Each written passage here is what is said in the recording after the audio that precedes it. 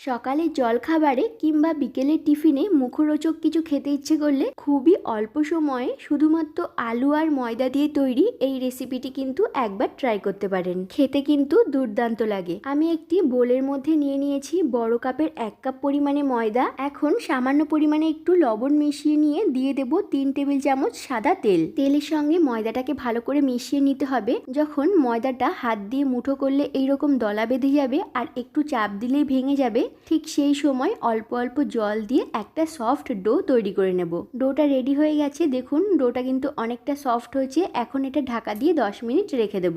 এবার গ্যাস ওভেনে একটি কড়াই বসিয়ে পরিমাণ মতো সর্ষের তেল দিয়ে ফোড়নের জন্য দিয়ে দেব একটা তেজপাতা, কয়েকটা জিরে, একটা শুকনো লঙ্কা আর সামান্য পরিমাণে একটু হিং। ফোড়ন থেকে যখন একটা সুন্দর গন্ধ বের হবে ঠিক সেই সময় দিয়ে দেব 1 চামচ গ্রেট করা আদা আর 2টো কাঁচা লঙ্কা কুচি।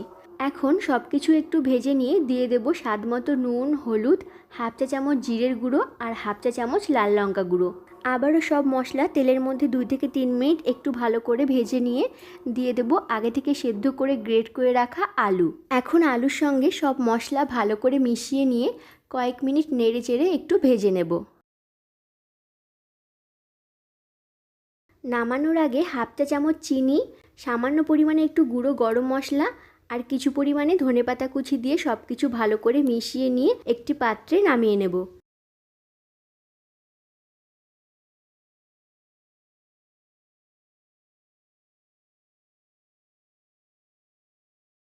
এবার ময়দার ডো থেকে লেচি কেটে নেব। লুচির থেকে একটু বড় সাইজের লেচিগুলো কাটবো। এরপর একটা লেচি চাকির ওপরে নিয়ে ওপর থেকে একটু ময়দা ছড়িয়ে বেলে নেব। বেলা হয়ে গেলে আলুর পুর দিয়ে এইভাবে হাত দিয়ে মুড়িয়ে নিয়ে আবারও একটু ময়দা দিয়ে এটা বেলে নেব।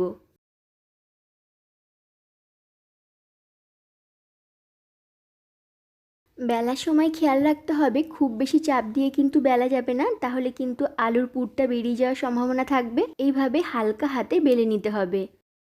একইভাবে সবকটা লেচি বেলে নেওয়া হয়ে গেছে।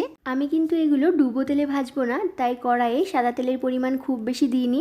তেল গরম হয়ে গেলে গ্যাসের ফ্লেম মিডিয়ামে রেখে একে একে বেলে রাখা কচুরিগুলো দিয়ে উল্টে পাল্টে একটু সময় নিয়ে ভেজে নেব। আর এইভাবে ভাজলে কচুরিগুলো কিন্তু অনেক খাস্তা হয়, খেতেও অনেক টেস্টি হয়। তো বন্ধুরা, আজকে আমার এই রেসিপি ভালো লেগে থাকলে please like, comment, share, subscribe আর ফলো করে পাশে থাকার অনুরোধ রইল।